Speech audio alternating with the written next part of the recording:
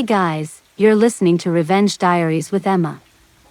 Today we slide into a story that starts softly, almost like a whisper, you know the kind, where everything looks fine from the outside, but if you lean in just a little, you can hear the slow unraveling underneath. Funny thing about patience, people romanticize it like it's a virtue, but they forget it has an expiration date. Even the most patient person has that quiet tick tick tick inside them, counting down until something finally shifts. And when it does? Well, you probably won't survive this if you think you can just ignore someone forever and they'll stay right where you left them. So, before you get comfortable, take a moment to like the video and subscribe, but only if you genuinely enjoy what I do here. And while you're settling in, let me know in the comments, where are you listening from, and what's your local time? Now, dim the lights, maybe turn on a fan for that soft background hum, and let's ease into today's journey together. You trudge through this story from the very first moment, because that's what it feels like, doesn't it? Like walking with a weight you didn't even notice at first. At the beginning, there's a certain softness in the air, a routine that feels comfortable. Someone waits, someone promises, someone takes the waiting for granted. It's the kind of dynamic that becomes invisible once it settles deep into the rhythm of daily life. But invisible doesn't mean harmless. It just means you haven't yet realized how much it's costing you. In those early days, everything looks stable.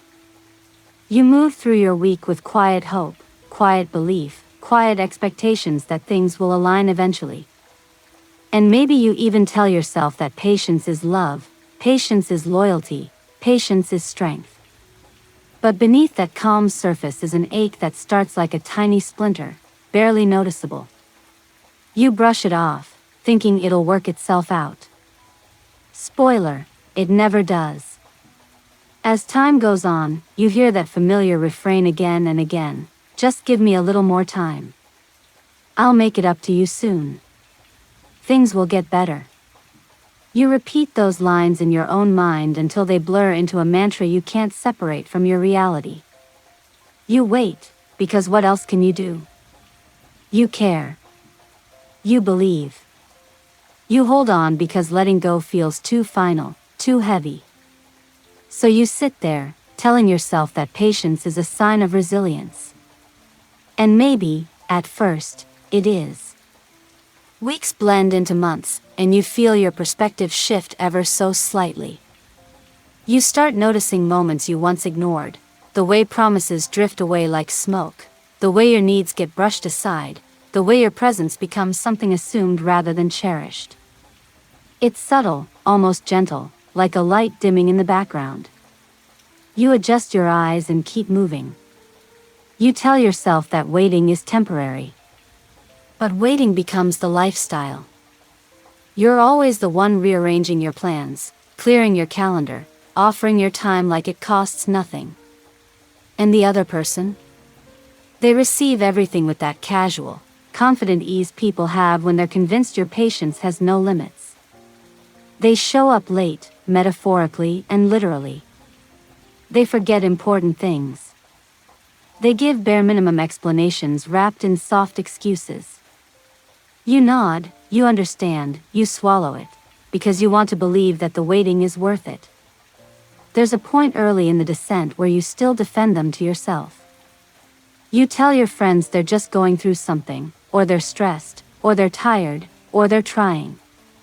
You defend them even when it's not true, because admitting the truth would require you to confront something you're not ready to face, that you're being taken for granted. You imagine a future where all this waiting pays off. A moment where they turn around, see your loyalty, and finally match it.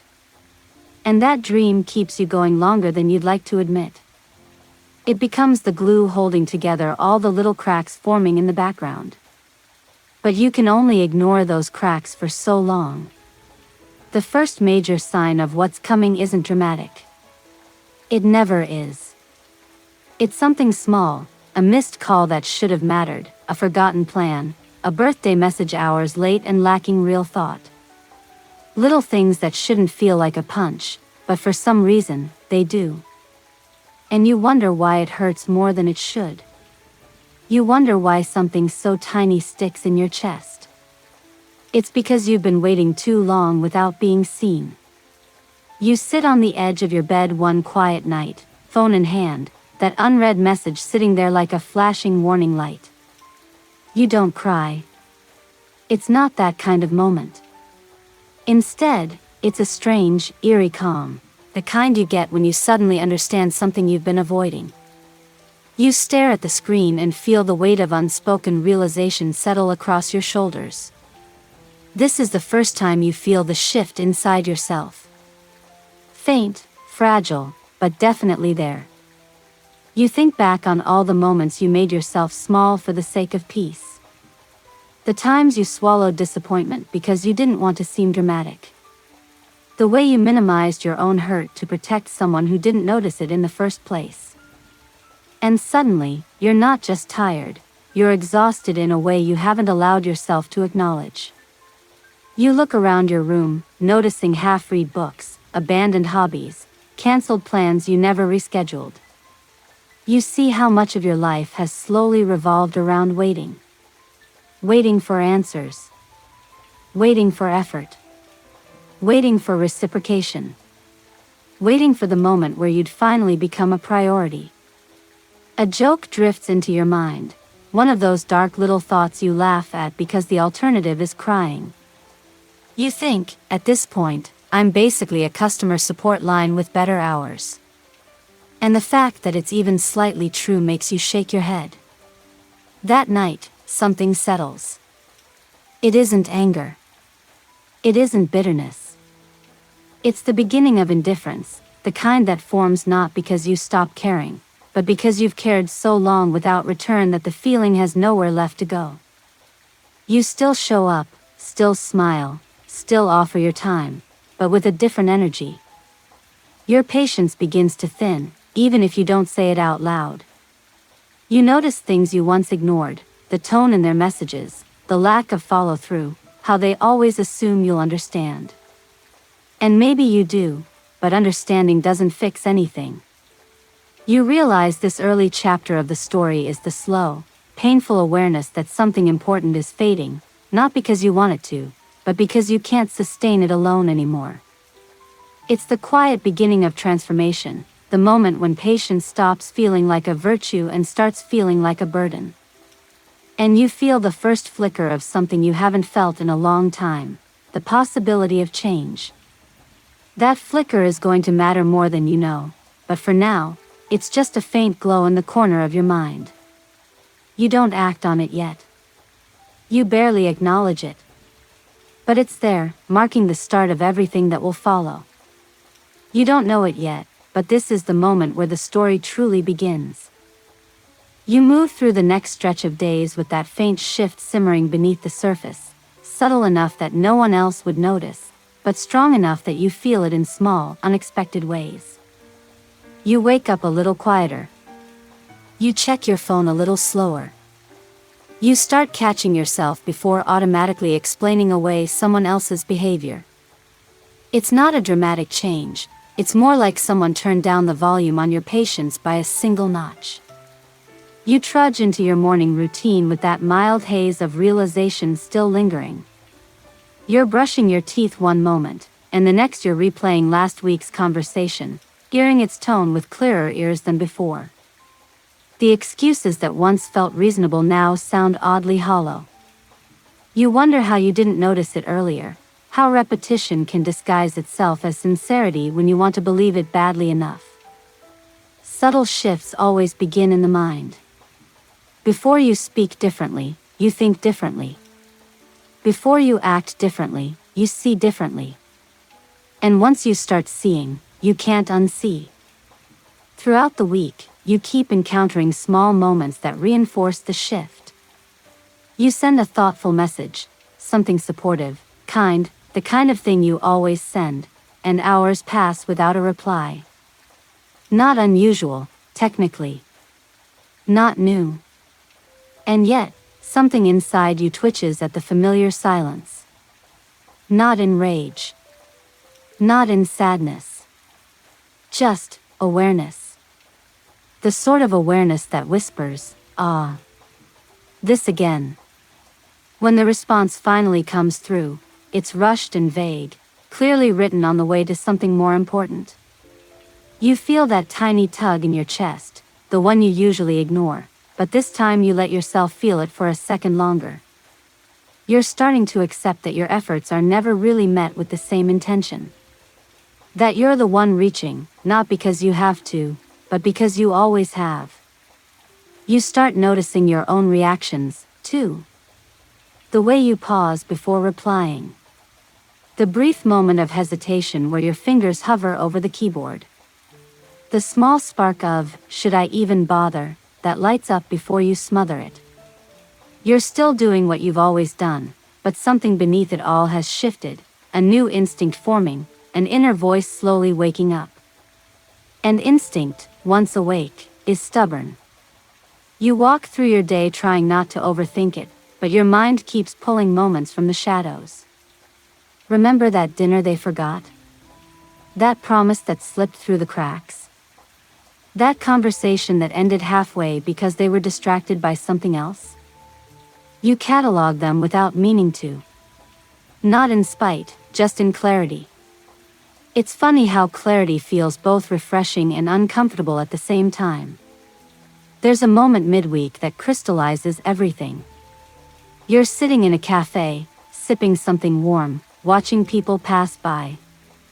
A couple at the next table laughs in that easy, natural way you haven't experienced in a while. You notice how attentive they seem to each other. How present. How their conversation flows without effort. The contrast hits you unexpectedly, soft but sharp. You sit there thinking about how much time you've spent waiting for that kind of presence from someone who barely realizes you're in the room half the time. It's a sobering thought. The kind that crawls under your skin and stays there. You shift in your seat, tapping your cup lightly, feeling the weight of the realization settle. You don't feel jealous of the couple. You feel something closer to longing, for the version of yourself that once believed that kind of connection would naturally grow if you simply held on long enough. But holding on hasn't made anything stronger. It has only stretched you thinner. There's a joke that pops into your mind, one of those dry, sarcastic lines you mentally mutter when reality gets a little too sharp. You think, maybe I should charge an hourly rate for emotional availability. At least I'd get something out of it. It makes you puff out a small, ironic laugh, the kind that draws a strange look from someone nearby. You just shrug and keep sipping your drink. The humor doesn't erase the truth, though. It only makes it easier to sit with. Later that evening, you find yourself moving through your space differently. There's a slowness to your steps, a steadiness that wasn't there before. You no longer rush to check your notifications. You don't rearrange your plans when their schedule changes last minute. You don't jump through hoops to make everything convenient for them. You're not being petty. You're just not bending anymore.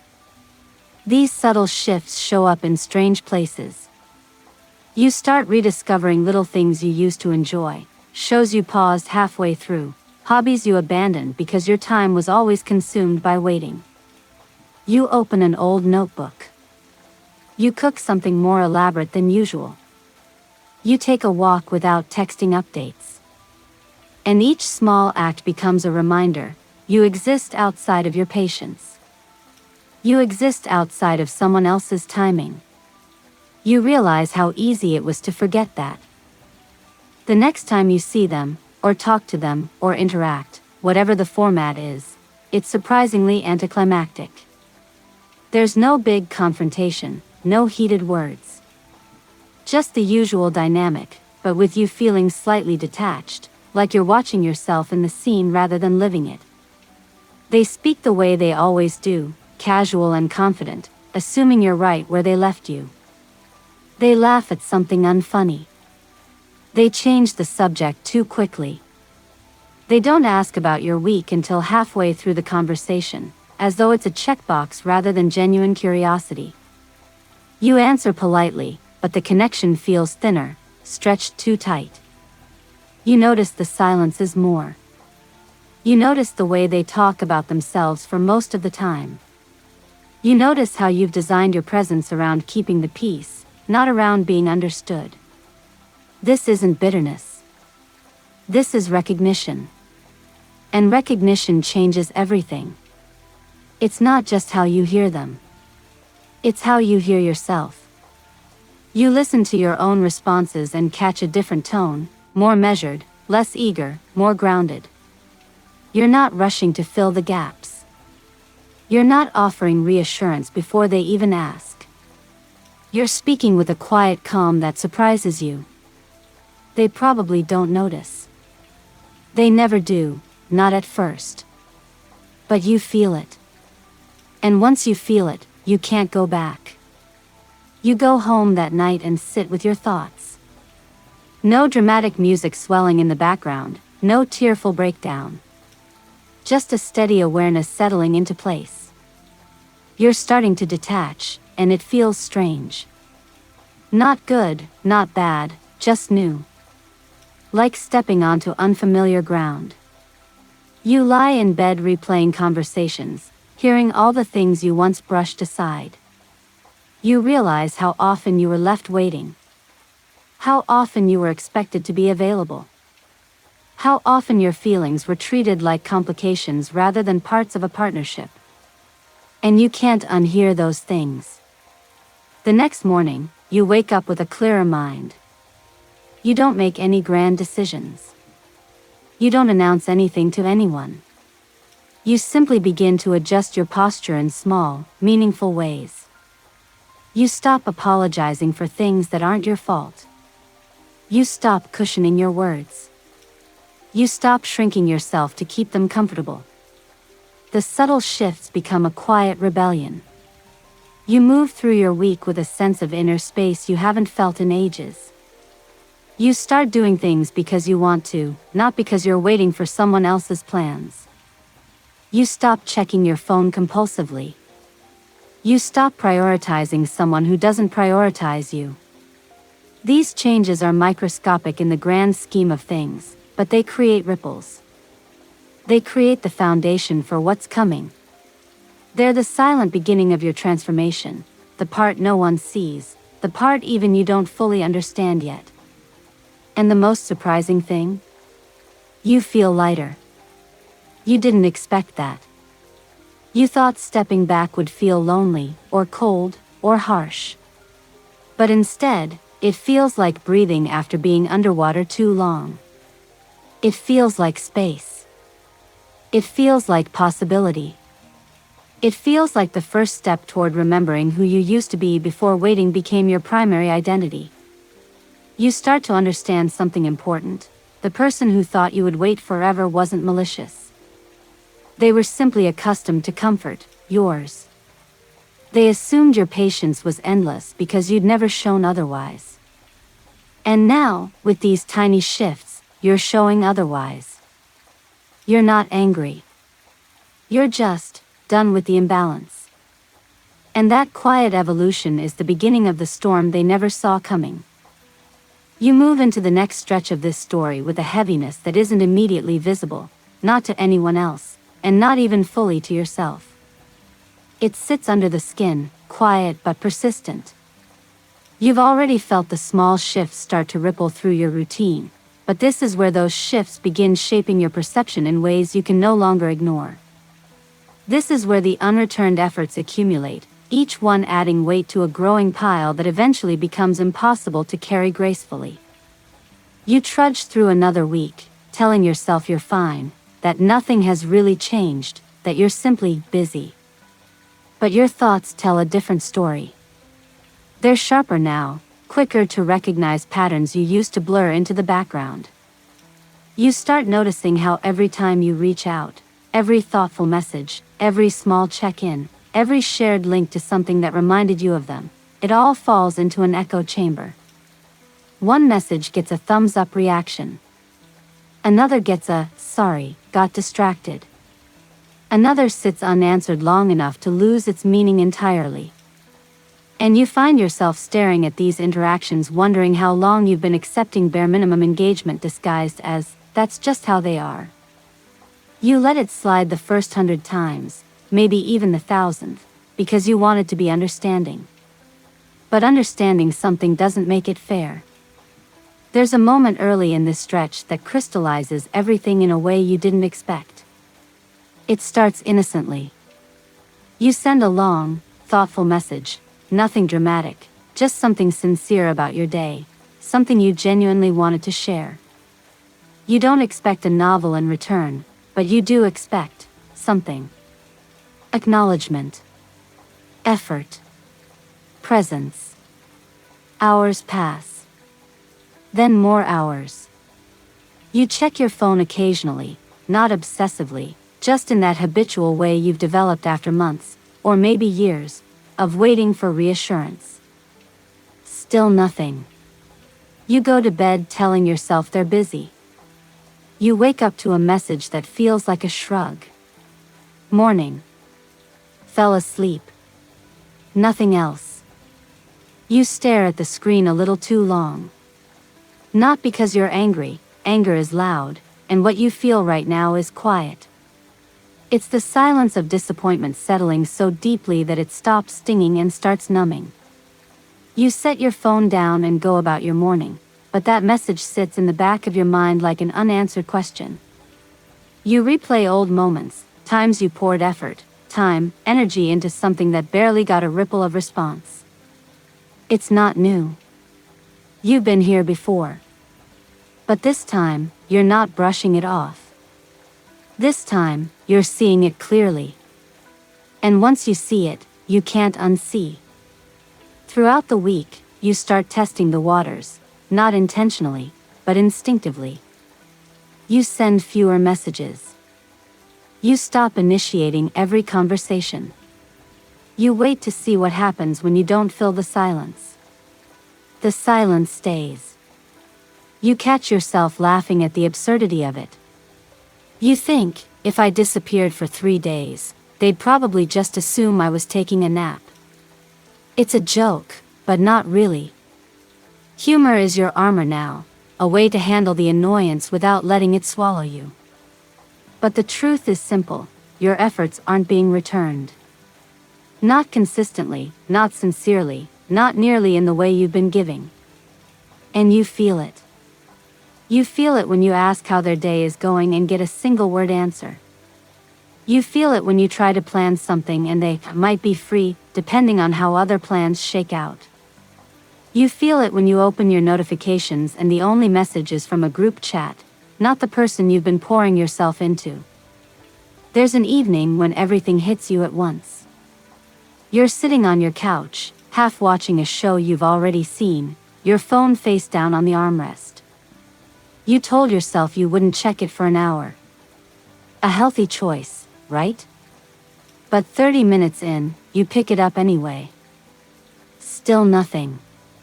You sigh, not dramatically, just in that quiet, exhausted way that comes from realizing you've been holding your breath without noticing. It's not about the message. It's about the pattern. The ongoing, relentless pattern of you caring too much and them caring, inconsistently at best. You start asking yourself questions you've avoided. Hard ones. Like, why am I the only one holding this together? Why does their effort feel optional while mine feels required? How long have I been accepting this imbalance because I didn't want to be alone? Questions like that don't offer easy answers. But they do offer clarity. And clarity is starting to look a lot like truth. You scroll through your old chats, just for context, just to confirm what your gut already knows. You see long paragraphs from you followed by short replies. Plans you tried to make that fizzled because they didn't follow through. Emotional honesty met with vague commentary. You see screenshots you saved months ago of sweet moments that once made you smile, but now feel like artifacts from a version of them who doesn't exist anymore. If they ever did. You lock your phone and sink deeper into the couch cushions, feeling everything and nothing at the same time. The next day, something inside you changes without ceremony. You don't send the good morning message. You don't ask how their meeting went. You don't reach out to share that funny moment from your day. Not out of spite. Spite has energy, and you're too tired for that. You're simply done investing in a place that gives nothing back. And here's the surprising thing: the world doesn't fall apart. Life keeps moving. You eat breakfast. You go to work. You talk to people. You laugh at something unrelated. And slowly, you begin to realize how much mental space was being occupied by the constant act of waiting for someone else to notice you. Without that, you have room to breathe. You start paying attention to other relationships, the ones that actually reciprocate energy. You respond faster to a friend's message than you have in months. You join a conversation you usually lurk in.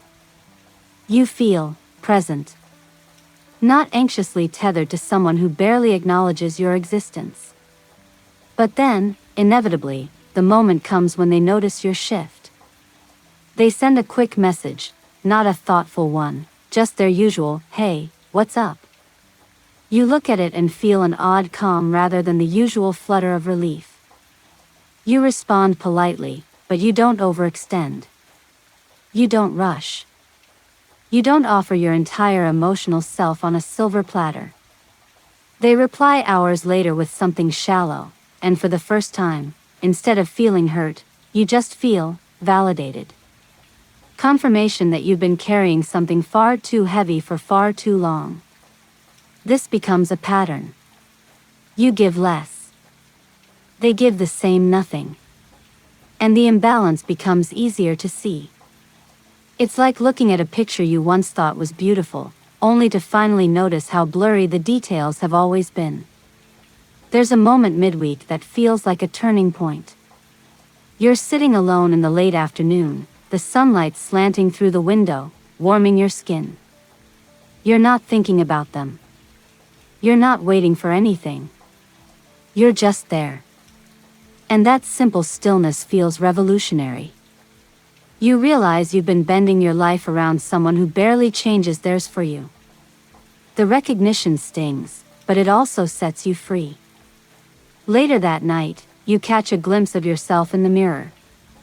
Not dramatically, just passing by. You pause, noticing the tired lines around your eyes. Not physical tiredness, but emotional. The kind that accumulates, layer by layer, from giving too much for too little. And in that mirror, you see something else, the beginning of detachment. The quiet shedding of expectations. The return of someone you haven't been in a long time, yourself. You sit with that reflection for a moment, then turn away, not out of sadness, but out of acceptance. You're ready to stop pouring effort into a place where it evaporates. This is the beginning of withdrawal, slow, steady, intentional. The part where your efforts stop being automatic. Where your heart starts protecting itself without you having to force it. Where you stop blaming yourself for someone else's lack of effort. You don't announce it. You don't make a scene. You simply shift your weight away from the imbalance. The story keeps moving, because you do. You step into this stretch of the story with a sense that something is tightening inside you, like a string pulled just a little too far. The breaking point never arrives with flashing lights or dramatic thunder, no matter what movies tell you. It comes quietly, disguised as an ordinary moment, one that could have passed unnoticed if not for everything that came before it. You trudge through a day that feels completely normal. Work, errands, responsibilities. Nothing unusual. You're tired but not unusually so. Your mind is busy with small things, a grocery list, a chore you've been putting off, a mild annoyance about the weather. It's a regular day in every way. But regular days are exactly when the biggest realizations hit. You had a plan with them, nothing major, nothing extravagant. Just something simple. something that mattered to you because it wasn't about the activity itself but the intention behind it. A promise made weeks ago. A plan you'd reminded them about more than once, gently, because you didn't want to seem pushy. You'd given them the benefit of the doubt, again and again, telling yourself they were distracted, overworked, overwhelmed. You'd learned to cushion every disappointment with excuses you crafted for them. But this time you let yourself hope.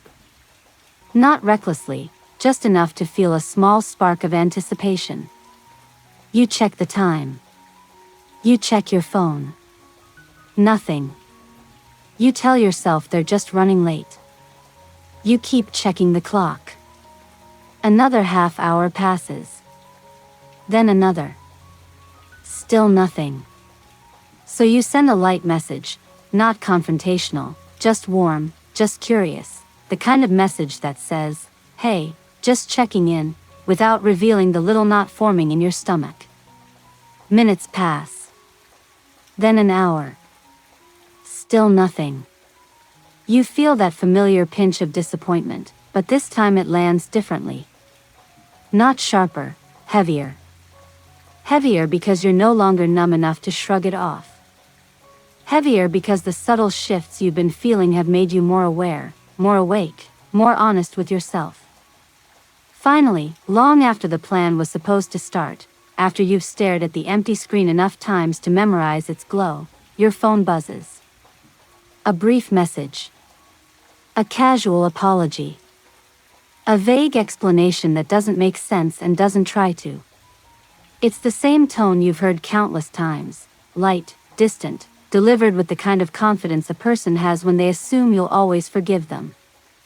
You stare at it, and something inside you just pops. Not loudly. Not violently. It's more like a tiny snap, like the sound a thread makes when it finally breaks after being stretched too thin. This is your breaking point. The moment is strangely quiet. You don't cry. You don't clench your fists. You don't throw your phone. You just sit there, sinking into the silence, feeling the accumulation of 100 disappointments settle into clarity. You realize, finally, fully, that this isn't temporary. This isn't a phase. This isn't going to magically fix itself. This is who they are. And you've been twisting yourself into knots hoping they'd become someone else. You take a slow breath, grounding yourself in the stillness around you. The evening feels dimmer, and not because of the lighting. The air feels thick with the unspoken truth you've always tried to outrun. The breaking point doesn't come from the missed plan, it comes from everything behind it. Every unreturned effort, every forgotten moment, every shrug disguised as an apology, every time you convinced yourself that patience was loyalty instead of self-erasure. You tuck your phone away. Not angrily, just deliberately. For the first time, you feel the urge to protect your peace more than you feel the urge to protect their feelings. You stand up, walk into the kitchen, pour yourself a drink, water, tea, whatever, and lean against the counter. You let the coolness of the countertop anchor you. This is it. The moment you stop waiting. The realization isn't triumphant. It's bittersweet in that dull, aching way truth often is. You're not relieved yet. You're not empowered yet. You're just done. Quietly, gently done.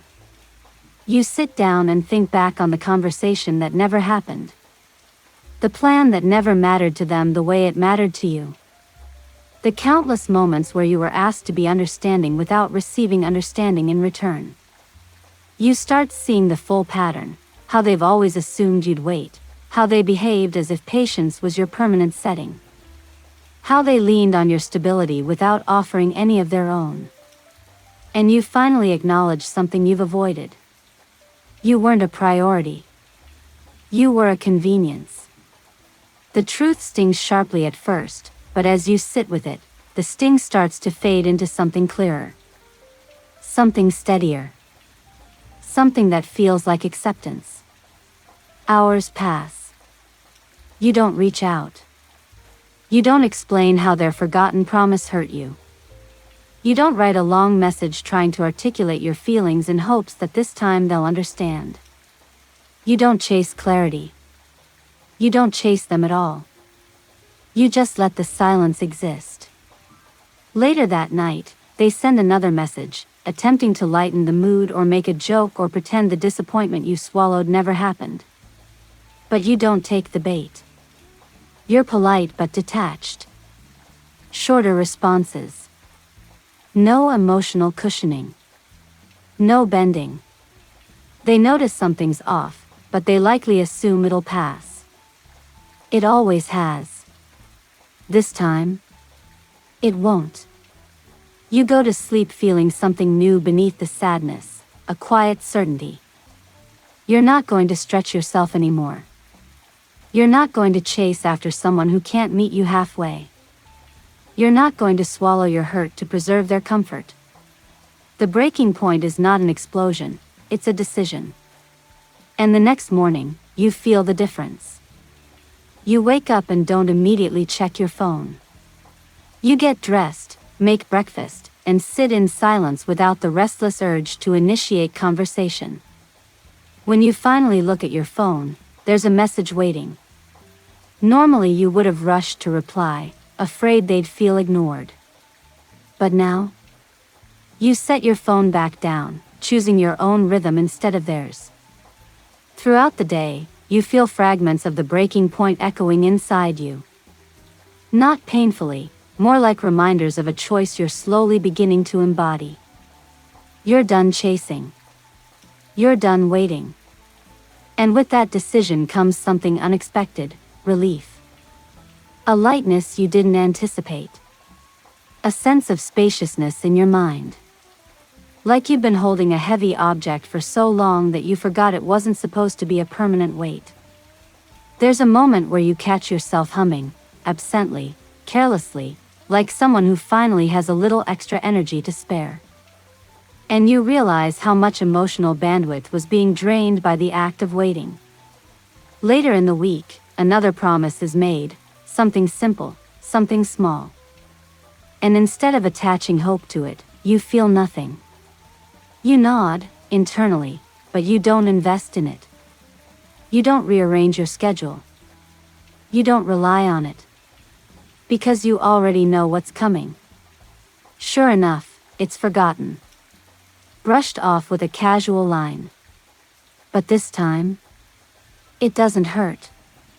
This time, you feel the quiet affirmation of your breaking point settling more firmly into place. The spell is broken. Your patience has expired. You're starting to detach. Not with anger, but with clarity. And that clarity becomes the beginning of freedom. You don't announce your shift. You don't demand change. You don't ask for explanations. You simply stop offering the infinite patience they relied on. You stop giving your energy to someone who treats it like an afterthought. You stop waiting for someone who doesn't show up. You start showing up for yourself. And even though the road ahead is long, this is the moment everything changes, because once a string snaps, it can't return to its original form. It can only transform. Your breaking point isn't the end. It's the beginning of the part where you take your power back. You move through the next stretch of days with a deliberate slowness, as if your body already knows what your mind is still trying to admit. There's a shift happening, quiet, steady, and impossible to reverse. Distance isn't something you talk about. You don't declare it, you don't announce it, you don't even consciously decide on a date when it begins. It just starts. Like the way a season changes before the first official day, your senses pick up on it long before anyone marks it on a calendar. The air feels different now. When your phone buzzes, you no longer leap for it. When you see his name flash, you don't stop what you're doing. You finish washing the dishes, or you keep scrolling through the recipe you'll never cook, or you let the message sit until you're in the mood to acknowledge it. That never used to be the case. You used to answer within seconds, almost proudly, as if your speed might somehow stand in for the connection you were trying to preserve. You look back at that version of yourself and feel a strange mix of softness and embarrassment. You didn't deserve to feel like being available was a job. You didn't deserve to feel like waiting was a skill you needed to perfect. Distance is an odd thing. You assume it looks dramatic, like doors slamming or people moving out with boxes and silent tears. But most of the time, distance looks like tiny choices. You respond with one-word answers. You don't initiate. You don't rearrange your day for someone who never rearranged theirs for you. You stop rehearsing what you want to say to him while showering. You stop checking if he's viewed your message yet. You stop expecting anything at all. That's the most freeing and terrifying part, letting go of expectation. It's a bit like stepping off a curb in the dark. Your foot reaches for ground that isn't where you thought it would be. But your body adjusts. You find your balance. Sometimes it even feels good. You trudge through the hallway of your apartment one evening, noticing how quiet everything is. Too quiet, maybe. The kind of quiet that forces you to hear your own thoughts. You sit on the edge of your bed, phone face down beside you, breathing in the stillness. It would have scared you once. Now, you welcome it. Something happens inside you in that moment. A decision, a real one, settles in, not dramatic, not loud, just true. You're stepping back. Not because you want to punish anyone. Not because you're angry. You're stepping back because staying close hurts more than keeping your distance. You think about all the wait times, waiting after unanswered calls, waiting after unfulfilled promises, waiting after half-hearted excuses. Waiting became so normal you barely noticed how heavy it was. But your shoulders notice now. And they're tired. You head to the kitchen and pour yourself a glass of cold water. You take slow sips, feeling the coolness spread through you. It's grounding, the simplest reminder that you exist outside of anyone's inconsistency. You've been so wrapped up in showing patience that you forgot the world doesn't stop spinning until someone catches up. For the first time in a long while, you let yourself think about what you want. Not what he wants, not what he might do, not what he might say if you only hold on a bit longer. The thought is refreshing, like opening a window after days of stale air. You want peace. Predictability. Reciprocity. Basic things that somehow became luxuries in your life. You want mornings where your chest feels light instead of tight. You want conversations that don't leave you wondering if you said too much or too little. You want a connection that doesn't feel like a test you're always failing because the grading isn't fair in the first place. You glance at your phone. It buzzes, a single vibration, short, hesitant almost. You recognize the sound immediately. It's him. But you let it sit. No rush. No guilt. No anxiety twisting inside you like a knotted rope. You take another sip of water. A small smile tugs at your lips. Not because you're trying to make a point. Not because you're trying to be dramatic. You're just done carrying the weight by yourself. Distance isn't punishment. Distance is self-preservation. You throw on a coat later that evening, stepping outside into the cool, quiet air. The city feels different at this hour, gentle, almost patient for once. You walk with no destination, letting your feet take you wherever feels right. Maybe it's the streetlights reflecting off damp pavement, or maybe it's the absence of pressure, but something in your chest finally loosens. As you walk, you replay a memory that used to hurt. That day when he promised he'd show up, and you sat waiting until the sun dipped behind the buildings. You can still picture the empty chair across from you, the untouched cup of tea that went cold, the way the server offered a sympathetic smile. It stung back then, but now it feels distant, like watching a scene from a movie you've seen too many times to be affected. You're proud of yourself for that. A car passes with music playing faintly through the open window. You can't make out the lyrics, but the melody wraps around you like a warm scarf. You keep walking. Block after block. Step after step. The rhythm of your footsteps becomes its own kind of comfort. You think about the nights you stayed up late, drafting long messages you never sent because you didn't want to seem needy. You think about the way you defended him to yourself, making excuses you now realize were nothing more than hopeful lies. You think about how much of your heart you handed over in the name of patience. And you finally understand something. Patience is only beautiful when both people use it to build something, not when one person uses it to stall while the other uses it to cope. By the time you reach the small park several blocks from your apartment, the air has grown colder. You sit on a bench beneath a flickering street lamp. The glow hits the ground in uneven circles, like a heartbeat stuttering. You pull your coat tighter around you. Your phone buzzes again. You ignore it. But this time, you flip it over to check, not the message, but the time.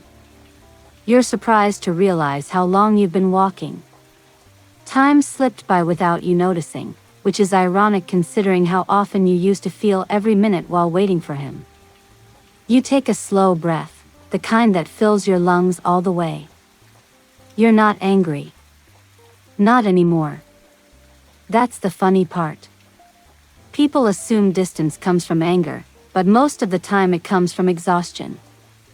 And exhaustion, when it hits deep enough, feels almost peaceful.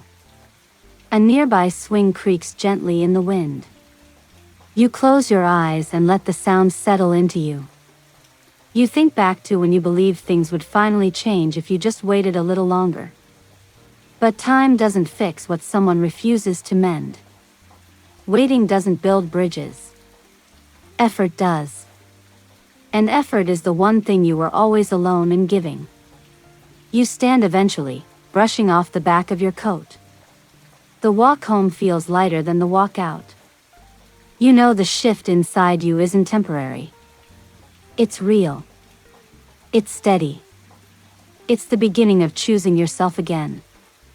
The next morning, sunlight spills through your blinds, thin and delicate. You stretch slowly, letting your body wake with intention. You check your phone again, not for him, but for anything else.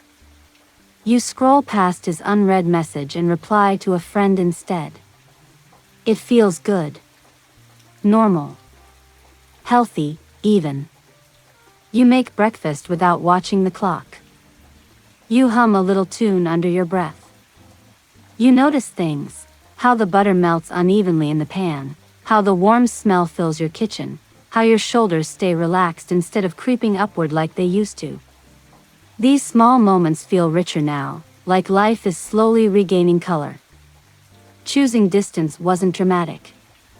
It wasn't loud. It wasn't revenge. It was the quiet decision to stop shrinking yourself for someone who didn't even look closely enough to notice. And as you sit down with your breakfast, taking the first warm bite, you realize something profound in its simplicity. He thought your patience meant permanence. But he never noticed patience has an expiration date. And yours just ran out. You wake the next morning with an unusual clarity, like someone finally wiped the fog from a window you've been staring through for far too long. You don't leap out of bed. You don't rush. You don't reach for your phone immediately, because you already know what's waiting there, messages you no longer feel obligated to answer, promises you no longer feel compelled to believe, and distractions you no longer invite into your peace. Instead, you stretch slowly, letting your joints pop in quiet protest. The room feels brighter today, even though the sky outside is a dull gray. It's amazing how different the world looks when you stop waiting for someone else to pull you into it. You move through the morning with an ease you didn't know you'd been missing. You make coffee without checking the time. You let the steam fog the kitchen window, tracing small patterns with your fingertip. You sway a little to the hum of the refrigerator, letting the simple domesticity soothe something inside you. By the time you finally check your phone, you're not surprised to see a string of messages from him, not long, not emotional, just the kind of lazy check-ins you used to treat like treasure. Simple things like, hey, and, you up, and, yesterday was crazy, sorry. Messages that once would have sent you spiraling into analyzing tone, punctuation, spacing. Messages that used to make you cling to hope in microscopic ways.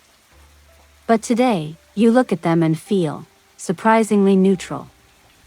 Not angry. Not sad. Just free. It's startling how liberating neutrality can be. You set the phone down without replying. You don't even feel the pull to craft some gentle excuse. You don't give away your time or your energy or your emotional bandwidth. You protect your morning like it's something sacred, because for the first time in a long while, it is.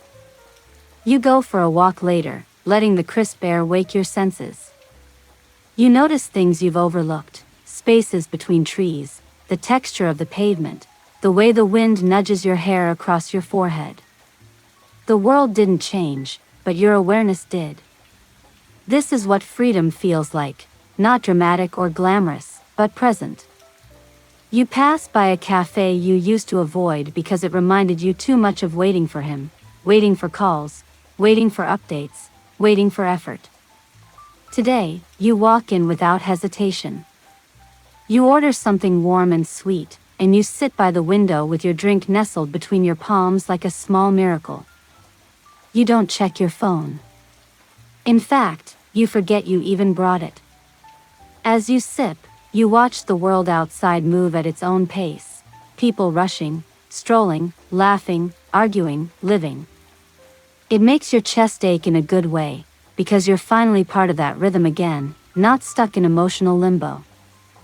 There's a moment while you sit there when you realize, this is the unexpected freedom people talk about.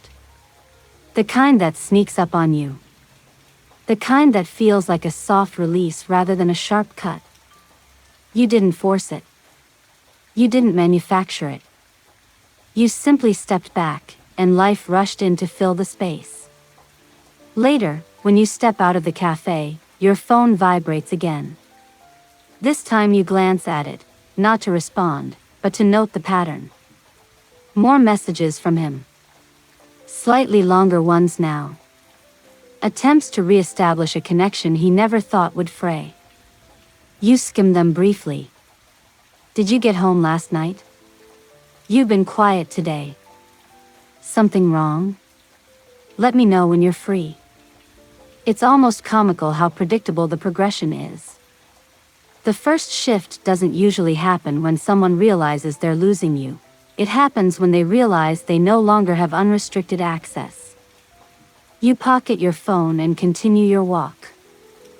There's an odd lightness inside you, almost like your body is finally exhaling after weeks, months, of holding in breath. It's not happiness exactly, not yet. It's something quieter, deeper. The kind of relief that comes from removing yourself from a situation that never deserved the energy you poured into it. A realization hits you mid-step. You haven't thought about what he wants all morning. You haven't shaped your decisions around his schedule. You haven't bent yourself into invisible shapes hoping to fit into his life. You've just been living. You reach a small bookstore tucked between a flower shop and an old laundromat. You've walked past it countless times but never stepped inside. Today you do. The moment you enter, you're greeted by that cozy scent, paper, ink, a hint of dust. The kind of smell that wraps itself around you like a familiar blanket. You drift down the aisles, not looking for anything specific. The calm in your body feels newly grown, like a plant finally getting enough sunlight. You run your fingers along the spines of books you'll probably never buy, just enjoying the texture. The silence feels safe here, not lonely. You overhear quiet conversations, the soft clicking of a keyboard at the checkout desk, the distant whir of a ceiling fan.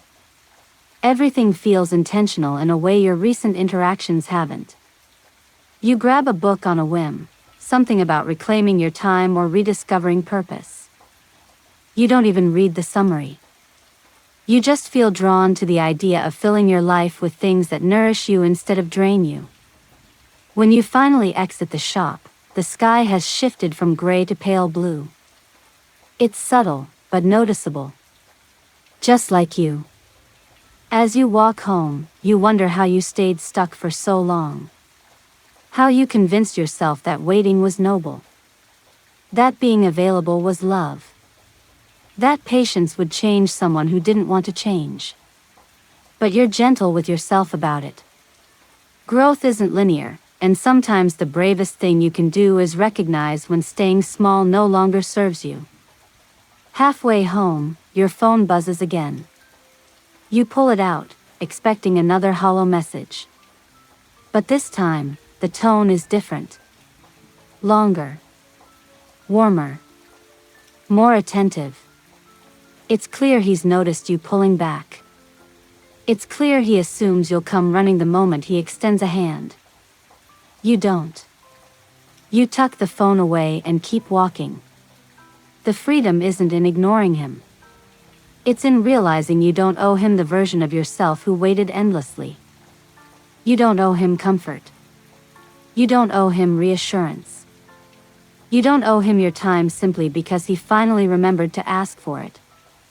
You get home, unlock your door, and step into a space that feels different now, not because the apartment changed, but because you did. You drop your keys into the ceramic bowl by the entrance and inhale deeply. This is what healing looks like in its earliest form, quiet, steady, and unmistakably yours. You sit by the window with your new book open on your lap, sunlight warming your skin. You read maybe 3 pages before your mind drifts, not out of distraction, but out of peace. The world outside moves in slow harmony. Cars pass. Birds gather on wires. A neighbor waters plants on their balcony. Everything feels alive in a way you haven't felt in too long. And without realizing it, you smile. Not because of him. Not because of anything he did or didn't do. But because you stepped away, and the air feels cleaner here. Unexpected freedom indeed. You wake the next morning to a different kind of silence, an attentive one. The kind that feels like the world is leaning in, waiting to see what you'll do next. It's strange waking up without the usual heaviness in your chest. Instead, there's space. Not empty space, but open space. Airy. Uncluttered. Room to breathe. You stretch, listening to the faint cracking in your shoulders, the quiet soundtrack of a body finally easing out of tension. Your phone sits on the nightstand, screen dark, waiting. But you don't reach for it.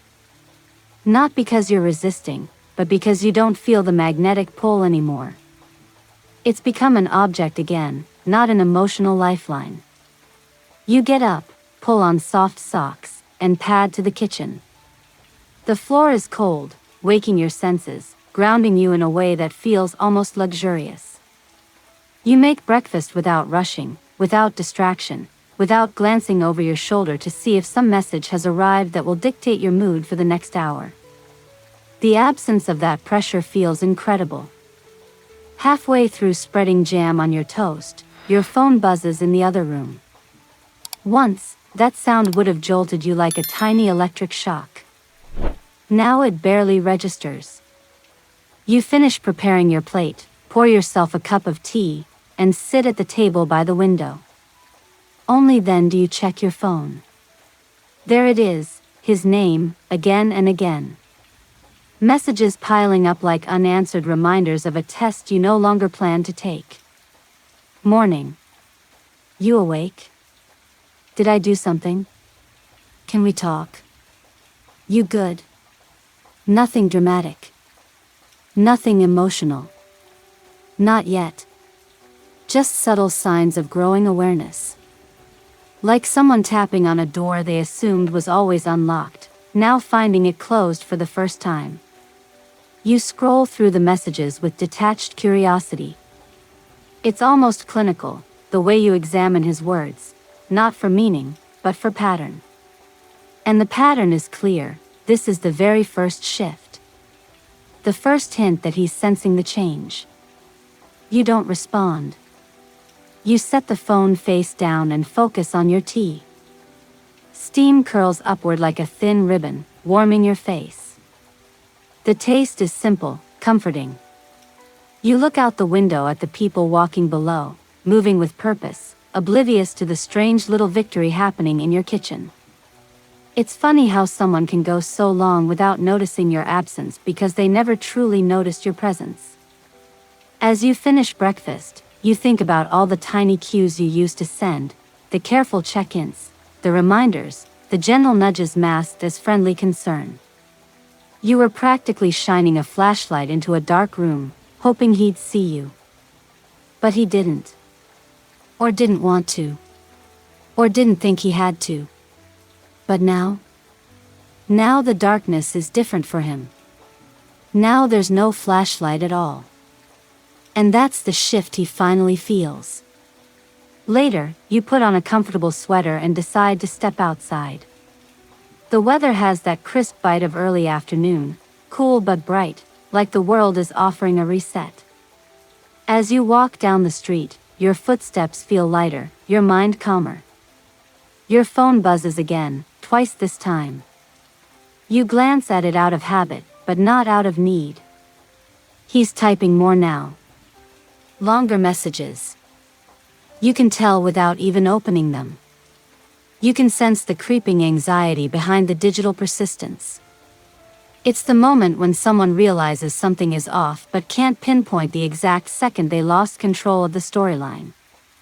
You continue walking, letting the rhythm of your movement drown out the faint buzzes. You turn into a small park where children chase each other around a fountain, parents chat on benches, and someone walks a dog wearing a sweater that looks entirely unnecessary. You can't help but smile at that. You find an empty bench and sit. The wood is cool beneath you, grounding. A breeze brushes past, carrying the scent of grass and distant street food, fried dough and spices mixing into an oddly comforting aroma. Your phone buzzes again. This time, you check it. He's sent a longer message now. You've been distant. Did I miss something? There it is, the first real sign he feels it. The shift from casual check-ins to insecurity. The early tremor before the real understanding hits. But you don't respond. Not because you want to hurt him, but because you're finally choosing not to hurt yourself. You tilt your head back and watch the clouds drift. They move lazily, as if the sky is taking its time rebuilding itself, much like you. There's something exquisite about the slowness, the simplicity, the unapologetic stillness of just existing without emotional turbulence. You think back to the days when you would have jumped at the chance to reassure him. Days when the idea of him being upset or confused would have made your stomach twist into knots. Days when you would have typed and retyped replies, hoping to sound calm but not cold, present but not clingy, understanding but not invisible. What an exhausting way to live. You sit in the park longer than you intended, letting the minutes stretch. You watch people. You listen to snippets of conversations drifting past. Someone talking about weekend plans, someone complaining about their boss, someone laughing so loudly it startles a pigeon. Life continues around you. That's the beautiful part. You're part of it again. Eventually, you decide to head home. As you walk, the sun dips slightly lower, casting long shadows on the sidewalk. Your phone buzzes one more time, but you don't look until you reach your apartment building. The new message is shorter, sharper. Are you ignoring me? And just like that, he inches closer to the truth of what's happening. You step inside your apartment, closing the door behind you with a slow exhale. The quiet feels different now, not heavy, not lonely, but chosen. You place your keys in the ceramic bowl and glance at your reflection in the hallway mirror. There's something new in your expression, something steady, something certain. You walk to the couch, sit down, and let your body sink into the cushions. You feel every point of contact, every inch of relaxation. You're present in your own space in a way you haven't been for months. Your phone rests beside you, the unanswered messages lingering like old smoke dissipating into the air. You don't feel guilty. You don't feel torn. You feel aligned. There's a shift in the air tonight, subtle but unmistakable. You can sense him finally noticing what he never thought he'd have to pay attention to. The silence between you isn't passive anymore, it's informative. And the truth is simple. He finally notices because you finally stopped chasing. You settle deeper into the couch, pulling a blanket over your legs. You turn on a soft lamp in the corner and let its warm glow fill the room. You pick up the book you bought days ago, flipping through the pages without really reading. Your mind drifts, not toward him, but toward yourself. Your own comfort. Your own peace. Your own future. There's a small, almost private triumph in that. As the night settles around you, you realize something powerful. He's only beginning to sense the shift. He feels the absence, but he doesn't understand its meaning yet. But he will. Eventually. People always do once the silence becomes louder than the words they never bothered to say. You wake the next morning with that same steady calm, the kind that makes your movements feel unhurried, intentional. The sunlight sneaks in through the blinds, painting thin lines across the floor, like quiet reminders that a new day doesn't have to feel heavy. You lie there for a moment, listening to the soft hush of your breath, letting yourself simply exist before the world starts knocking. But of course, the world knocks anyway. Your phone buzzes on the nightstand again, insistent this time. You don't grab it right away. You let it buzz. Twice. A third time. You can already guess who it is, and you're not wrong. When you finally reach for the phone, the screen is lit with his name stamped across multiple unread messages. Last night's confusion has shifted into something else, something more desperate, more animated. The tone has changed. You open the first message.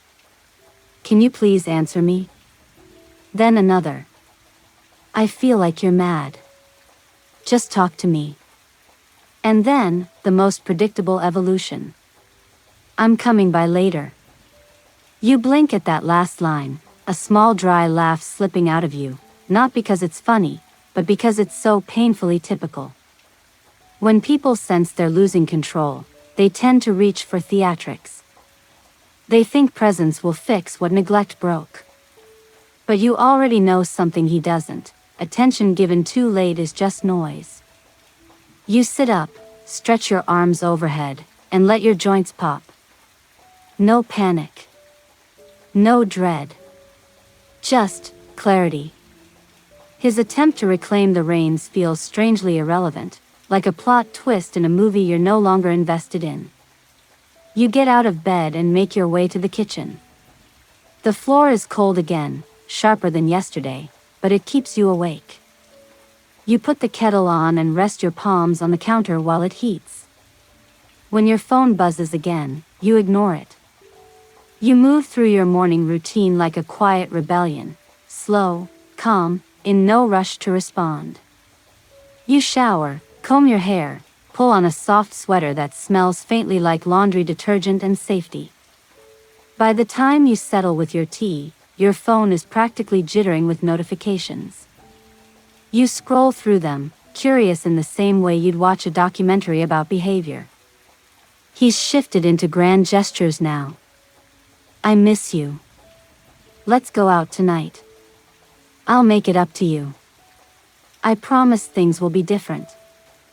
Promises, bright, shiny, and suspiciously convenient. You sip your tea, letting the warmth spread through your chest. you don't feel tempted. That surprises you. The version of you from months ago would have clung to these messages like lifelines. But today, they feel hollow, thin as paper. A performance, not a revelation. You set the phone down. This is what happens when someone realizes their safety net has moved. Later, you decide to get out of the apartment, not to avoid him but because you want to fill your day with something real. You head to a small market a few blocks away, wandering through colorful stalls of fresh fruit, handmade soaps, jars of honey with labels written in looping cursive. It's peaceful here. People talk, laugh, taste samples, argue over prices. Life in motion. Your phone buzzes in your bag. You don't reach for it. You sample a piece of apple someone hands you, crisp, sweet, an explosion of flavor that feels too honest for the kind of emotional games you used to tolerate. You buy a small bag without overthinking it. You keep walking, taking in the scents of roasted nuts, citrus, warm bread. A woman at a stall sells bright scarves that ripple in the breeze. You run your fingers over one, soft and cool, and for a moment you let yourself imagine draping it over your shoulders on a day when you truly feel new. Your phone buzzes again. You exhale slowly, more amused than annoyed. When you finally check it, you see a message that is almost cinematic in its timing. I'm outside your place. You're not home. You blink once, twice, then actually laugh. Not cruelly, just incredulously. He's trying to reclaim control, the way someone would scramble after dropping something fragile. But you're not fragile anymore. You're grounded. You sit on a bench near the market and type a short, simple reply, not to engage, but to set a boundary.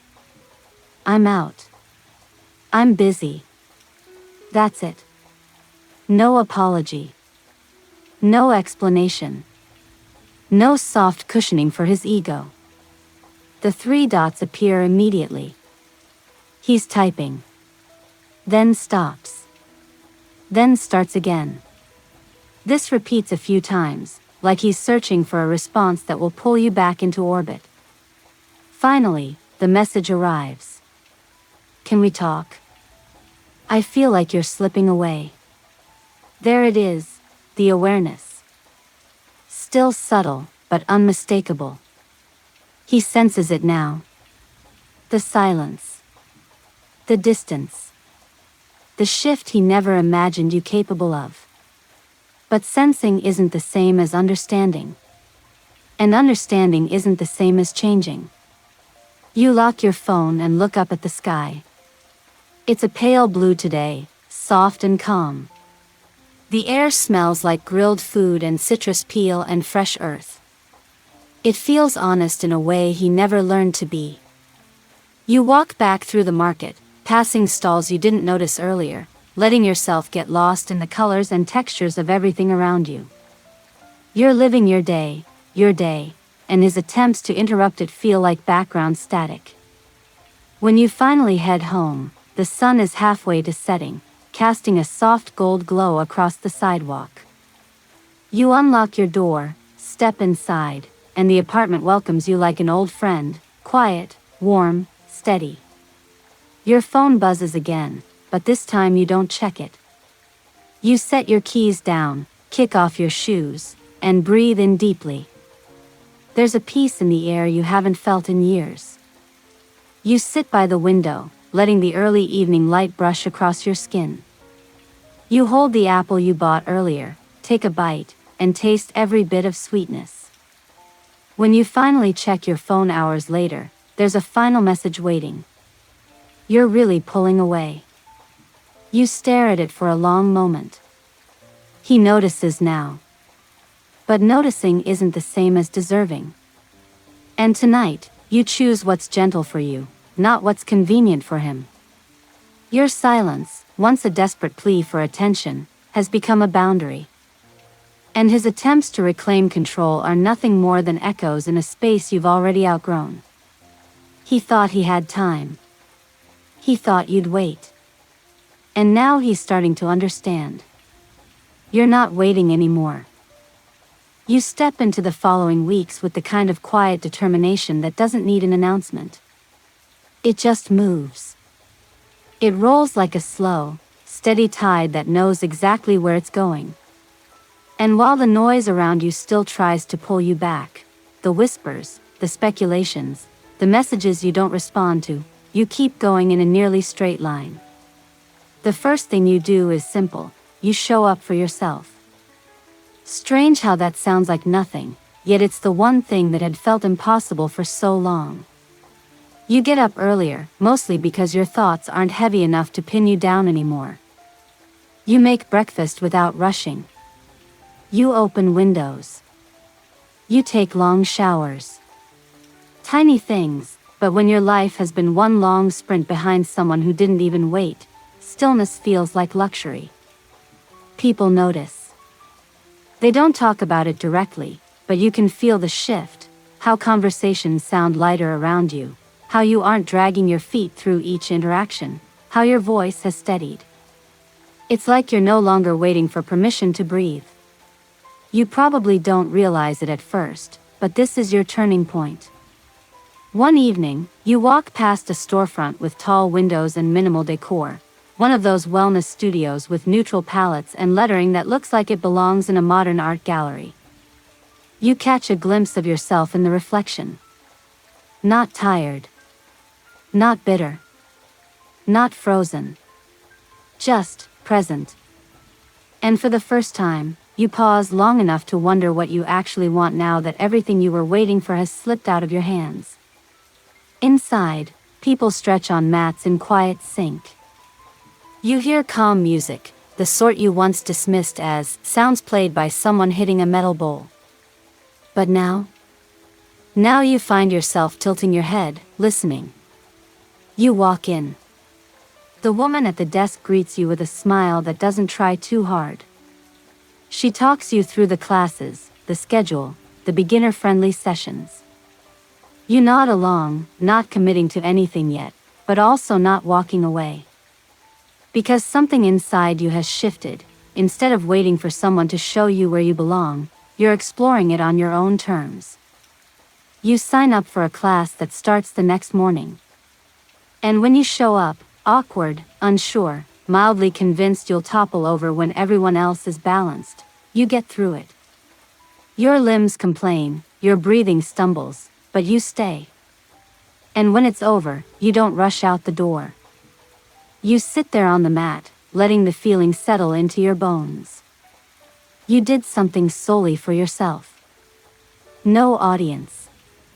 No approval. No reward. You walk out with the same body you came in with, but not the same posture.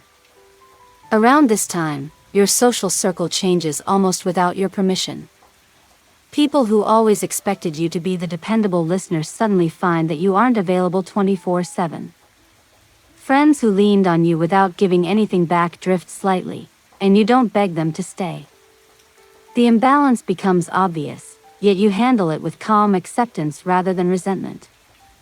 Instead, you gravitate toward those who respect your boundaries, and it turns out you didn't even know how many boundaries you could set until now. One afternoon, you meet a colleague at a cafe, someone who saw the unraveling from the sidelines but never commented on it. They ask how you're doing, not in the superficial, hope you say fine way, but in a real, clear-eyed way. You tell them you're figuring things out. You expect them to offer advice or platitudes, but instead they say, "You're better off now." I mean that in the least dramatic way possible. And you laugh, because the least dramatic way is exactly what you need. You begin reconnecting with things you used to enjoy before life shrank around someone else's indecision. Music. Books. Places that made you feel grounded. And yes, you even revisit that sketchbook you abandoned, not because you suddenly want to become an artist, but because the act of creating feels freeing again. There's one moment that seals your internal transformation without you even realizing it's happening. You're at the grocery store, reaching for something on a high shelf, and you drop it. It rolls down, hits your ankle, and you wince. The old version of you might have seen it as some sort of cosmic signal that your day was about to get worse. But you just sigh, pick it up, and move on. That's the kind of emotional milestone no one celebrates, yet it reveals everything. Life is finally not about holding your breath waiting for something or someone. You don't check your phone as much. You don't rehearse possible conversations in your head. You don't wonder how he's doing or if he ever thinks about what happened. Not because you're repressing it, because you're healing from it. However, healing doesn't mean your past disappears. It lingers in small ways. Like when you sit at a stoplight and your thoughts drift back to the night things fell apart, and for a second, just a second, you feel that old ache in your chest. But then the light turns green, and the moment moves with it. You don't dwell. You don't drown. Growth often feels like this, subtle steps that stack up until one day you notice you're miles away from where you started. Weeks pass, and you begin traveling more, short trips, mostly. You visit places you once postponed because you were waiting for the right moment, which was really just another way of saying, waiting for someone else's schedule. You take photos from angles that feel right to you. You try new restaurants. You walk along unfamiliar streets without rushing. It's in those moments that you realize something almost frighteningly simple.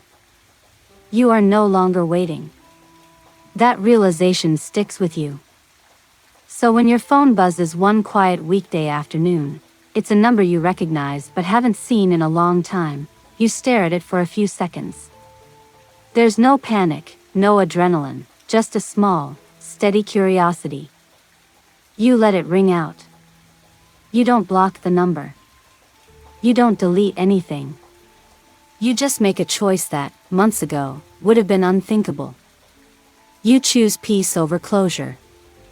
And from that moment on, the direction of your life shifts once again, not dramatically, not with fireworks, but with the quiet satisfaction of someone who has finally stepped out of the waiting room and into the rest of their life.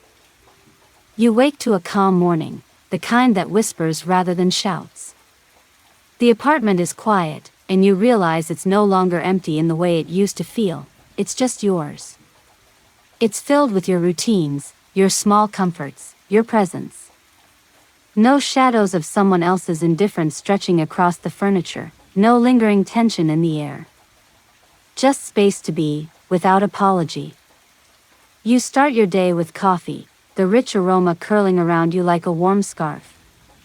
You sip slowly, noticing the way it warms your chest and fingers. It's ordinary, mundane, yet extraordinary in its consistency.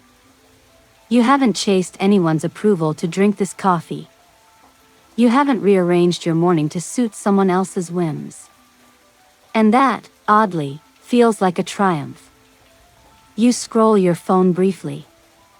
Messages from him still appear, unread, waiting for a response you no longer feel obligated to give. One in particular catches your eye. I don't get it. Did I do something wrong?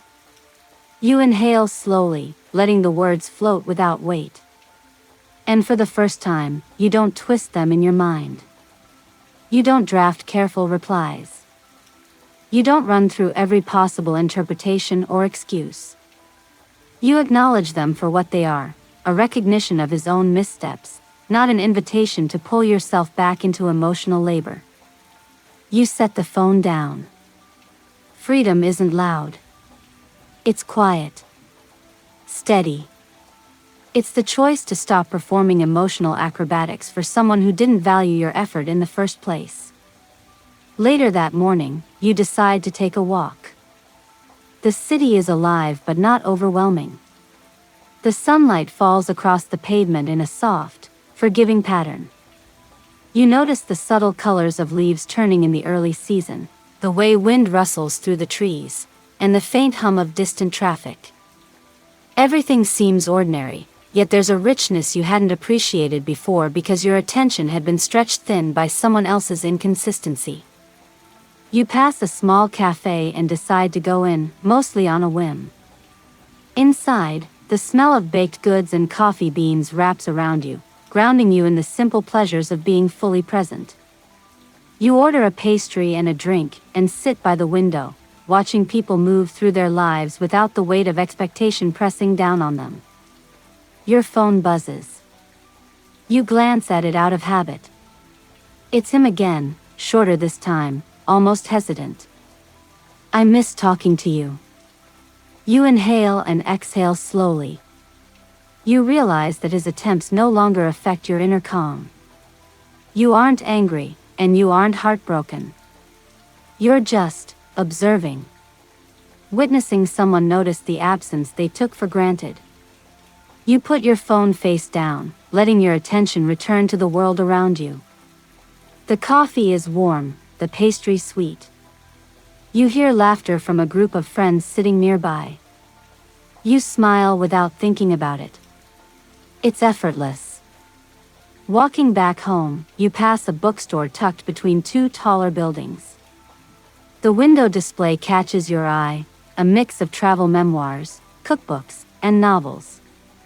You pause, peering inside. Something about the scene feels inviting. You step in, brushing past shelves, fingertips grazing spines. The scent of ink and paper fills your senses, calming you further. You find a book that seems almost incidental, a novel with a protagonist who rebuilds her life after betrayal. You hold it in your hands, letting the cover rest against your chest for a moment.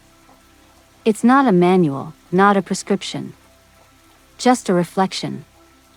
A reminder that other lives, other people, find ways to piece themselves back together. And so can you. At the register, you pay with ease, not rushing, not anxious, not apologetic. Outside, the sun warms your face. The book rests in your bag, a small talisman of self-preservation and self-rediscovery.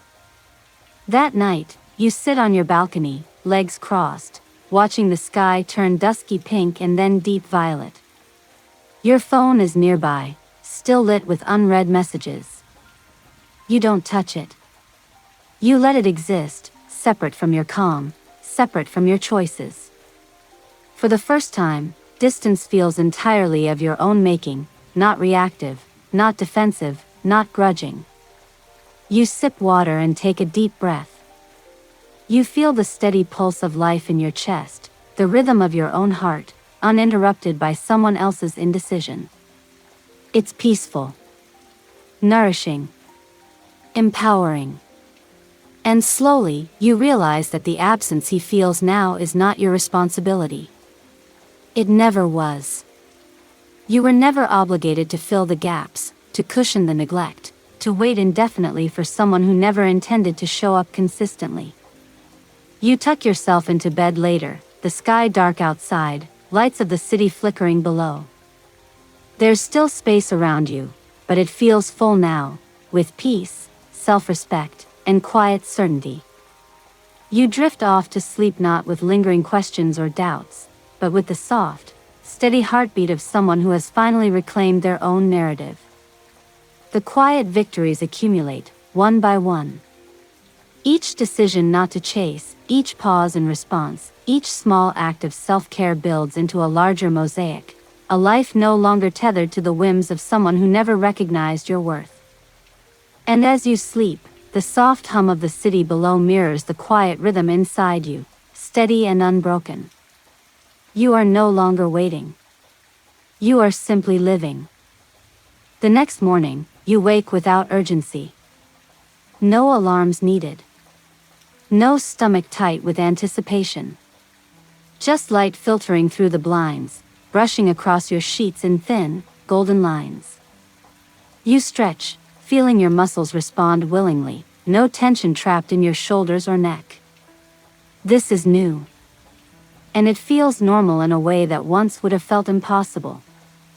You make your coffee slowly, savoring the scent and warmth in your hands. Each sip is unhurried. Each swallow reminds you that nothing outside of yourself dictates your comfort. That realization, a quiet yet profound shift lingers in your chest, warming the spot where tension used to live. Messages are waiting on your phone. Of course, they are. Some are short, uncertain. Others are slightly desperate. But you don't respond. You barely even glance at them, letting them exist in their own space, separate from your life. It's empowering in a way that feels almost indulgent, to prioritize yourself so effortlessly that the noise of someone else's wants barely registers. By mid-morning, you decide to walk. The streets are alive with small, mundane beauty, the scrape of a broom across the sidewalk, the scent of bread wafting from a bakery, the way leaves twist in a gentle breeze. Every little detail feels more vivid, more meaningful because your attention is no longer fractured by waiting or worrying about someone else's consistency. You drift into a quiet park, the soft crunch of gravel beneath your shoes grounding you. Children play in the distance, their laughter sharp and clear against the low murmur of the city. You find a bench under a maple tree and sit, letting the sun warm your face. For a long while, you do nothing. No planning. No worrying. No wondering when he might text next or if he's noticing the change. You just exist. Fully. And it feels almost radical. Somewhere between a deep inhale and a relaxed exhale, it hits you, the life you've been waiting for wasn't on a timeline anyone else controlled. It's in these quiet mornings, the soft sunlight, the deliberate pause.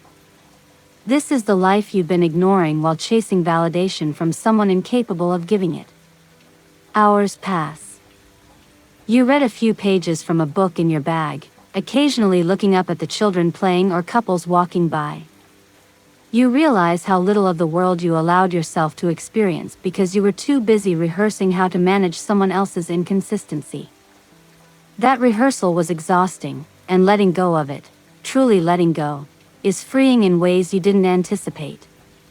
On your way home, you stop by a small flower shop. It's simple, just blooms in buckets with handwritten price tags. You choose a small bunch of wildflowers, lavender, daisies, a sprig of eucalyptus. No reason. Just because they brighten the space, just because the act of choosing for yourself feels significant. The woman at the counter smiles at you and says, "Good choice. These'll make any room feel alive." You nod and pay, feeling lighter with each step back toward your apartment. By the time you enter, you place the flowers in a vase on the counter. Water trickles over their stems, the sunlight catching their colors just right. They sit there as a small reminder that beauty exists in deliberate acts, not in waiting for someone else to make your life complete. Your phone buzzes. One message. 2. A series of texts, all marked "seen," but unanswered. You glance at them briefly, an attempt to reach, a subtle guilt, a thin thread of panic weaving between the lines. You smile faintly and set your phone down. His recognition comes too late. And you don't feel compelled to rescue him from it. Evening arrives. You sit on your balcony with a cup of tea, the air crisp and alive. The city hums beneath you, distant and persistent. You feel connected to everything and nothing simultaneously. The act of being present, fully for yourself, is intoxicating. It's quiet but radical. And then, almost imperceptibly, you realize a new truth. The freedom you've carved out, the space you've claimed, it's no longer defined by absence. Not by his absence. It's defined by your presence. Your choices. Your calm. Your self-respect. All the things he never recognized before. It's a subtle victory, one that can't be boasted about but resonates with a deep, steady power. The more you honor it, the more unshakable it becomes. The more obvious it becomes that patience has a limit, that waiting endlessly is a trap, and that self-preservation is the truest form of love. You sip your tea, watching the sun dip behind distant buildings. Shadows stretch long across your balcony floor. The flowers glow faintly in the light. Your phone remains silent. And you realize that in this silence, in this steady space of choice, you found your strength. Not dramatic, not vengeful, not performative, just real. This is where you've been headed all along, into a life where you no longer bend to another's inconsistencies, where you define your own pace, where you're present for yourself before anyone else. And for the first time in a long while, the concept of waiting for him, waiting for anyone, is utterly foreign. The lesson crystallizes, warm and steady. He thought he had forever to shape your loyalty. He thought your patience was endless. But the truth is, the clock was never his to command. And now, the time belongs entirely to you. The next morning, the sunlight filters through the blinds in thin, golden slats, brushing across your floor with deliberate calm. You wake with a sense of rhythm, of balance, of intentionality. The day doesn't demand you sprint through it. No texts dictate your attention. No unseen expectations tug at your mood. For the first time in months, you feel the possibility of your own pace, your own choice. You start the day slowly, letting coffee bloom in the mug and steam curl around your fingers. The aroma wraps around you in a familiar, grounding embrace. Each sip reminds you that the simplest routines, breakfast, sunlight, a quiet moment, carry more significance than you once believed. The world isn't chaotic, your attention was. Now, things fall into place when you allow them to, not when someone else coerces them. Your phone vibrates once. You glance down. It's him again. The messages are predictable: apologies, questions, attempts at explanation. But today you do something you've never done before. You read them and then do absolutely nothing. You don't craft a response, you don't analyze tone, you don't run simulations of how he'll interpret your reaction. You just let it exist on the screen. It's not cruelty. It's clarity. Later, you decide to get outside, to move, to experience your surroundings without the shadow of someone else's inconsistency hanging over you. You walk to a nearby park, where the gravel crunches underfoot, the air carries the faint scent of earth and early blooms, and sunlight sifts through branches in a way that makes everything look softer, warmer.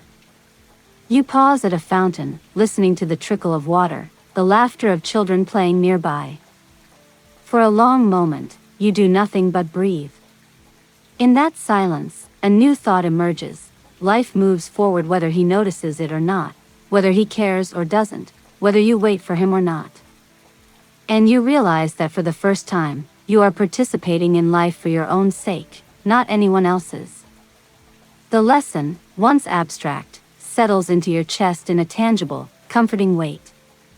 You wander into a small bookstore tucked into a side street, its windows fogged slightly from the warmth inside. The smell of paper, ink, and dust hits you immediately, filling you with an odd nostalgia. You browse without purpose, letting your fingers trail along spines, running over titles you'll probably never read. Yet the act of being there, of choosing for yourself rather than anticipating someone else's whims, feels like liberation. A particular novel catches your eye, an account of someone who rebuilds their life after betrayal. You don't buy it for insight. You buy it because it resonates on a deeper level. It reflects a quiet, unspoken determination that you recognize in yourself. You leave the store carrying it lightly, not as armor, but as a symbol of reclaiming space, reclaiming time, reclaiming choice. Back on the street, the sun dips lower, painting shadows long across the pavement. You feel a lightness in your step, a rhythm that wasn't there before. Your phone buzzes again. Once, you would have panicked. Once, you would have crafted a careful response. Now, you glance briefly, see the familiar tone, and continue walking. He's noticing, he's reacting, but that isn't your concern. Not anymore. Evening finds you back in your apartment. You set your flowers in sunlight that still lingers across the counter, open the book on the sofa, and sink into the cushions. The apartment feels full, alive with your presence, with your choices, with your rhythm. The messages remain unread, but they no longer carry weight. They're simply reminders that someone is finally aware of what they once took for granted. You sit quietly, letting the calm settle into your bones. There's no rush. No expectation. No performance. Just presence. Just you, grounded, deliberate, alive. And in that quiet, steady strength, you realize that everything he thought he could take for granted, the patience, the attention, the devotion, was never guaranteed. And now, finally, the consequences of his neglect are manifest. It's a strange kind of victory, not dramatic, not showy, but deep, resonant, and entirely yours. The shift isn't revenge, it's reclamation. Not punishment, it's preservation. And in that quiet evening glow, you understand fully, the life you were waiting for all along wasn't dependent on him, nor was it defined by waiting. It was always waiting for you to choose yourself. Morning comes, soft and unhurried, with sunlight slipping past the blinds in slow, deliberate lines. You wake without the familiar knot of anticipation in your stomach, without the restless urge to check your phone first thing. The apartment is still, calm, filled with your presence rather than the echo of someone else's inconsistency. It feels right. You make your coffee, the rich aroma rising like a personal ritual. You sip slowly, noticing the warmth spread through your chest and hands. Every moment is ordinary, yet profound, small acts that remind you of your agency, your control, your choice. For the first time in months, your energy isn't siphoned by waiting. You are present in your own life. Messages from him arrive as predictable as the sunrise. Apologies, questions, attempts to re-establish a rhythm he disrupted long ago. You glance at them, not with hesitation or anxiety, but with neutrality. You don't reply. You don't strategize. You simply acknowledge that they exist outside your calm bubble. There's liberation in that detachment. Later, you venture out. The streets are alive with small, vivid details, the faint scent of fresh bread, the distant hum of traffic, a child's laughter echoing off brick buildings.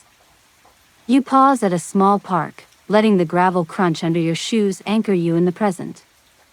A fountain gurgles nearby, blending with the soft rustle of leaves in the breeze. You breathe deeply, realizing how long it's been since you felt this rooted, this aware.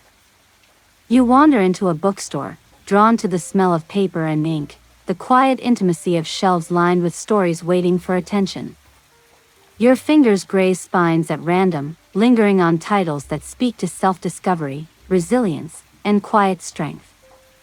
You pick one up, a novel about someone reclaiming their life after betrayal. Not because you need advice, but because the story mirrors your own slow, deliberate reclamation. Walking home with the book in your bag, you notice the sunlight dimming, shadows stretching long across the pavement. Your phone buzzes, but you don't check it. He's noticing, reacting, perhaps realizing the absence he once ignored. But his awareness is irrelevant to the calm you've built, to the self-possession you now embody. Evening falls, and you place flowers on your kitchen counter, their soft colors glowing in the gentle light. You open the book, letting yourself sink into the pages without distraction. Your phone sits quietly, messages waiting, but they no longer dictate your mood. The power dynamics have shifted, you are no longer tethered to him emotionally. You reflect on the past weeks, the slow accumulation of small victories, the deliberate choice to prioritize yourself, the gradual dismantling of old patterns. Each morning you wake, each cup of coffee, each quiet walk or spontaneous purchase reinforces a simple truth. Waiting for someone who didn't value your time was never the path to fulfillment. Your patience was never infinite, and now that it has boundaries, your life feels richer, fuller, and distinctly yours. The subtle satisfaction builds quietly in your chest, an unspoken declaration. He assumed your devotion was limitless, your attention always available, your presence permanent. But he was wrong. Your life is no longer a waiting room for someone else's delayed realization. It belongs to you. Fully, deliberately, unapologetically. As night settles, you sit by the window with the city lights twinkling below, a soft breeze brushing your skin.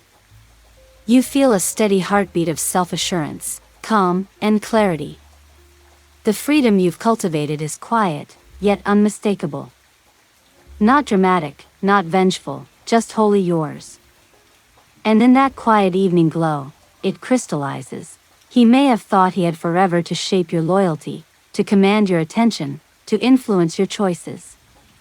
But you've discovered that true power lies not in revenge, not in dramatics, but in reclaiming yourself. Choosing your peace. Choosing your presence. Choosing your life. The subtle triumph is complete. You waited for no one but yourself. You wake to another quiet morning, but it's no longer fragile, it's confident. The sunlight spills across the floor in soft lines, casting gentle warmth on familiar surfaces. Your apartment hums with life because it is your life, quiet, steady, intentional. You stretch, feeling every muscle respond willingly, a subtle reminder that your body, your space, and your time are finally yours. The phone buzzes, but you barely glance at it. Messages from him continue, questions, apologies, attempts to bridge the gap, but they no longer disturb your equilibrium. You've long since realized that attention given too late is irrelevant when the foundation of respect and presence wasn't there to begin with. You sip your coffee, the aroma curling around you, grounding you in the simple reality that your own comfort and choice are your first priority. You decide to take a walk through your neighborhood, letting the rhythm of your steps echo the calm within. The world feels richer, more nuanced. You notice a dog chasing its tail in the park, the subtle patterns of shadows across the pavement, the way sunlight catches a few golden leaves on a tree. You breathe in the scent of freshly baked bread from a corner bakery and pause, smiling at the ordinary marvels that were invisible to you for far too long. At a cafe, you sit by the window with a notebook, jotting down thoughts, plans, and reflections. There's no plan to impress anyone, no underlying anxiety, just raw, intentional self-expression. Every line you write is a small act of reclaiming the narrative of your life. You watch people outside, friends laughing, a mother guiding her child, a street musician tuning a guitar. Life is unfolding, vibrant and real, and you are participating fully rather than observing through the lens of expectation. Your phone vibrates again. A message from him, this time more hesitant, almost pleading, "I don't understand. Can we talk?" You smile faintly, setting the device aside. There is no urgency to respond. You have learned that your patience is not a weapon to be exploited, and your presence is not a resource to be demanded.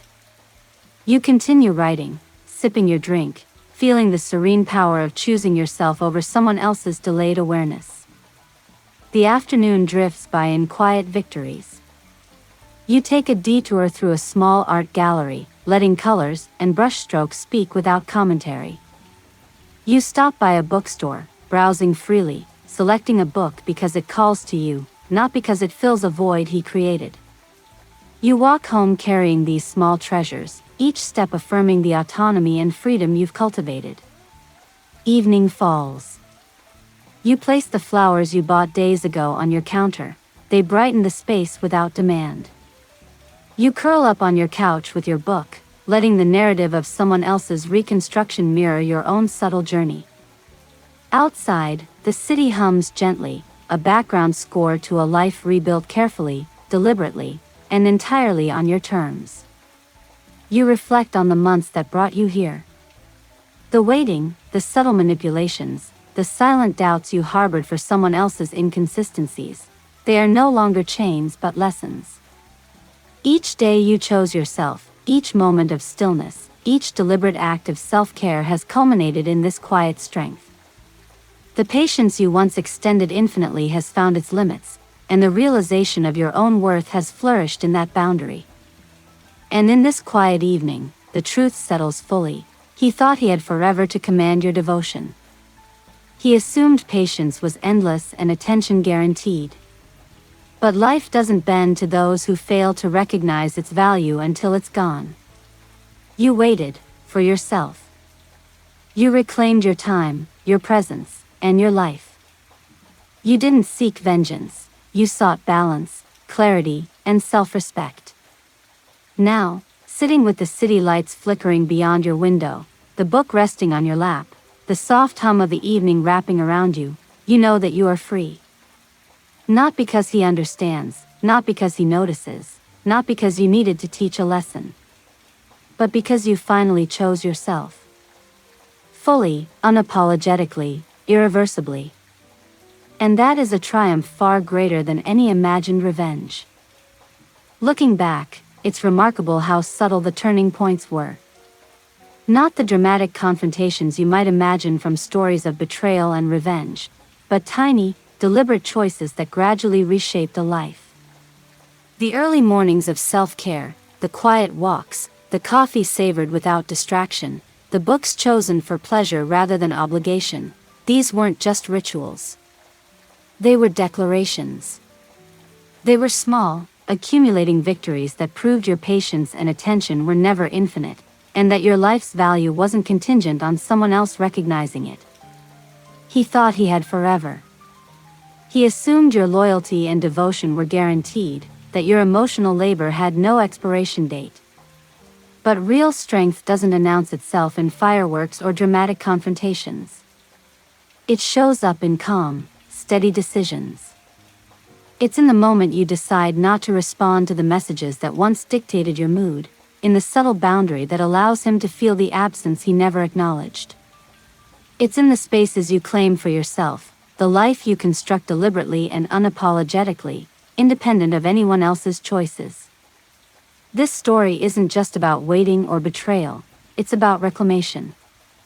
About realizing that self-respect is more valuable than reassurance, that peace outweighs approval, and that your attention is precious enough to withhold from those who take it for granted. The revenge, if it can even be called that, wasn't an act of malice. It was simply the natural consequence of living fully for yourself, the subtle shift that forces someone to notice your absence when they once ignored your presence. And here's the deeper truth: personal transformation often feels quiet. You won't always notice the small victories as they accumulate. You won't see how one skipped text, one deliberate pause, one afternoon spent solely in your own company, builds a framework for independence. But eventually, the pattern becomes undeniable. You notice the steadiness in your own chest, the lightness in your steps, the calm in your mind. You notice how your choices are yours alone. Until next time, remember, everyone has their story, their quiet victories, and their own subtle triumphs that may never make headlines but change the course of their lives entirely. So reflect on this. Who in your life are you giving your patience to endlessly? And at what point do you reclaim it for yourself, letting the absence of attention from others become the loudest acknowledgement of their oversight? Think about the times you waited, wondering if someone would notice your presence, your effort, your care. Now imagine a life where you wait no more, not for validation, not for reconciliation, not for approval. What would that life look like? How would it feel to move through your days entirely for yourself, to take back the energy that was once spent sustaining someone else's inconsistency? The truth is simple, though powerful. Patience has limits, self-respect has weight, and freedom is found when you finally choose yourself. Waiting forever is an illusion.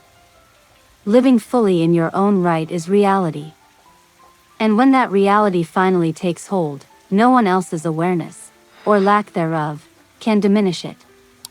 Until next time, remember, everyone has their story. What's yours?